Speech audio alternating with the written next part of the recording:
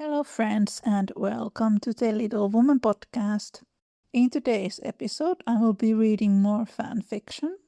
This story also comes from Laura Schiller, and it is Beth and Laurie's story. Nothing out of the canon, just the two of them being friends. And it is also about Laurie's mysterious sister. Does Laurie have a sister in the novel who passed away? And did the piano belong to her? Or did older Mr. Lawrence have a daughter who passed away, who would have been Laurie's aunt? The book does not tell us that. But in this fanfiction story, the girl who passed away was Laurie's sister. Here are some quotes from the annotated Little Woman, and these are from the chapter Beth finds Palace of Beautiful. Anne Brown Adams, daughter of the abolitionist John Brown, boarded with the Alcotts for a time in 1861, and late in her life penned her recollections of those days. She claimed, quote, Miss March was very fond of gathering the young people about her in the evening, and playing games with them.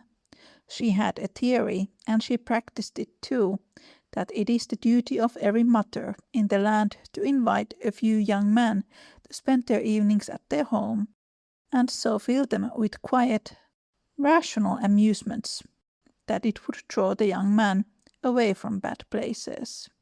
And here's another quote. In his Alcott memoir from 1815, Willis recalled the Alcott's parlor. Quote, afternoons were usually gathered in the quaint, simple, charming, old-fashioned parlor at Hillside.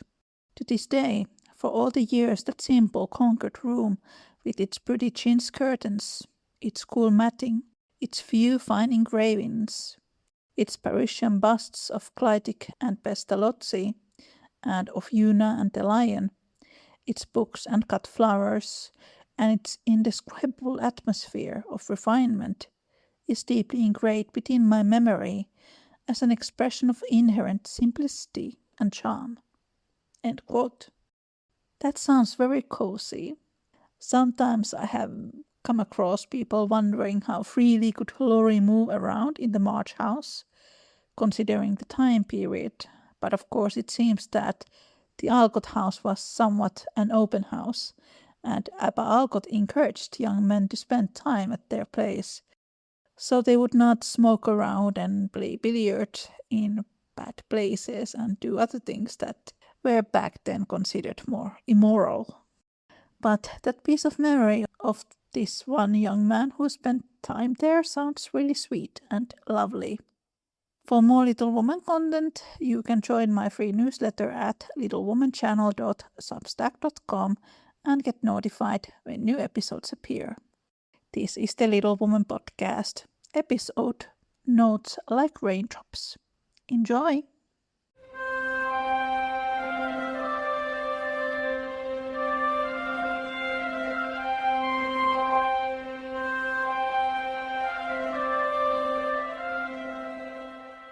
Notes Like Raindrops. Beth hadn't noticed anyone entering the house as she played. Her new piano had such a clear, pure sound that it was difficult to focus on anything else. She wanted to play all her favorite pieces just to savor it. When she heard the sigh and rustle of someone settling onto the sofa, someone with a male voice, but nothing like Papa's, she hurriedly shut the lid. Beg pardon, Beth, said Laurie, tipping an imaginary hat to her. Didn't mean to startle you. Hello, Laurie, she managed to say. Everyone is still at work, or school. I'm afraid you'll have to wait. That is all right, he said, folding his arms behind his head and leaning back into the cushions. Hearing you play is reason enough. Please go on. Beth flushed and squeezed her hands into fists among the folds of her skirts. She couldn't. Her odd ways of humming while she played, repeating the same few notes over and over, or wandering off into random improvisations, annoyed even her family sometimes. How would it affect a musician as talented as Laurie? Oh, don't, he said gently. That is all right. Silence fell. The clock on the mantelpiece ticked. Snowball the cat curled on the carpet into a white furry shape that matched her name. purred, Pip the canary hopped around his cage and let out the occasional chirp. Hannah hummed tunelessly and clattered dishes in the kitchen. Should someone have said something by now? Was it rude to stay quiet? If her sisters were here, especially Joe, they would surely fill the room with talk and laughter. Beth liked Laurie, but she wished he hadn't arrived so early.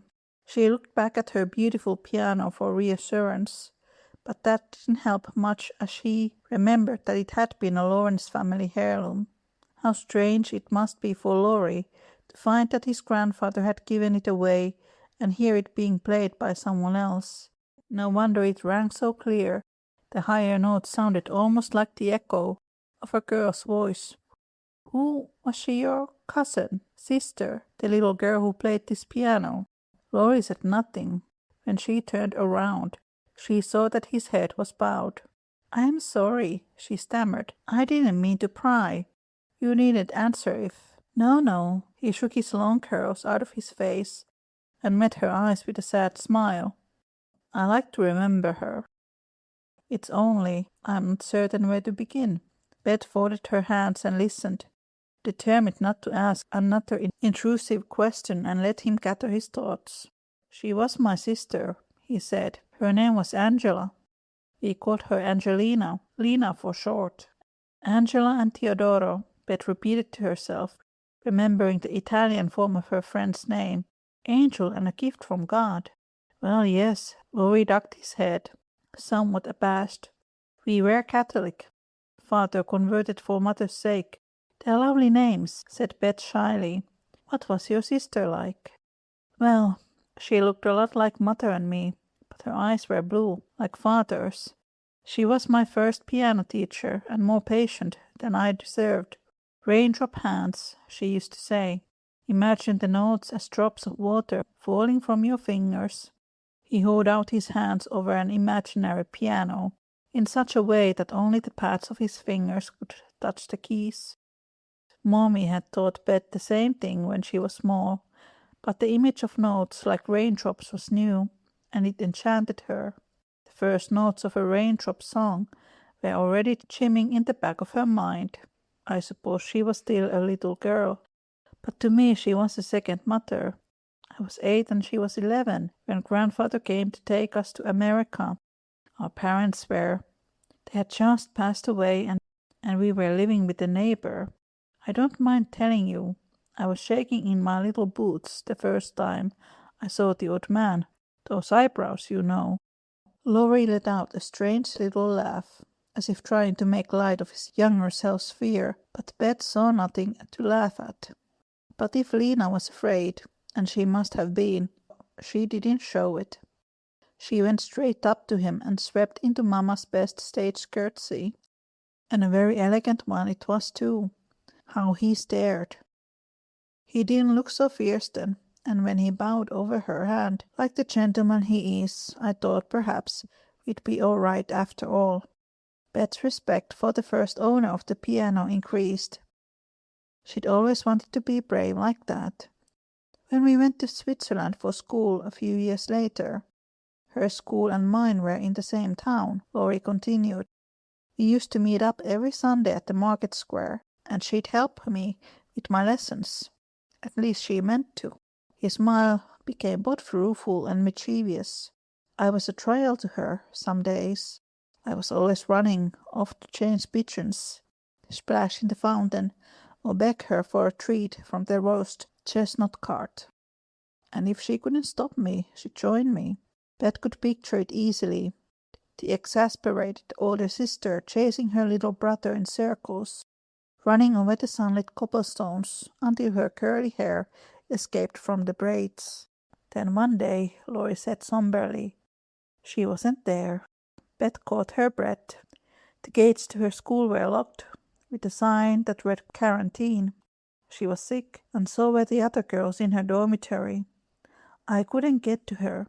I couldn't take care of her, although what could I have done? I didn't even get to say goodbye.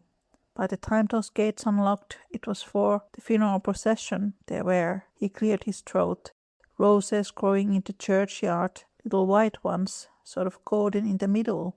We had those in Italy too. She would have turned 18 that summer. Beth lowered her eyes and blinked until the pattern of her skirts was no longer blurry.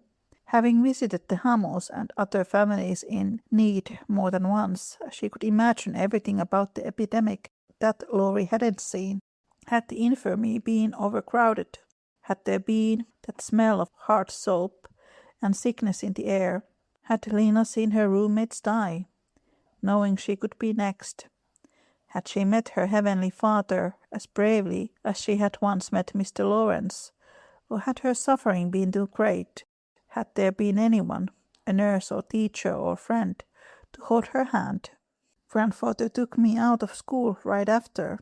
I couldn't have said whom I hated more, him or myself. What good was it trying to protect me when we couldn't protect her? When I saw him on the pier, I was ready to pitch into him, but one look at his face and I couldn't do it. He was sorrier than I was. Still is, I believe. Beth's heart was too full for words, so she let her piano speak for her. She played an old traditional hymn Papa had taught her before he went away to war.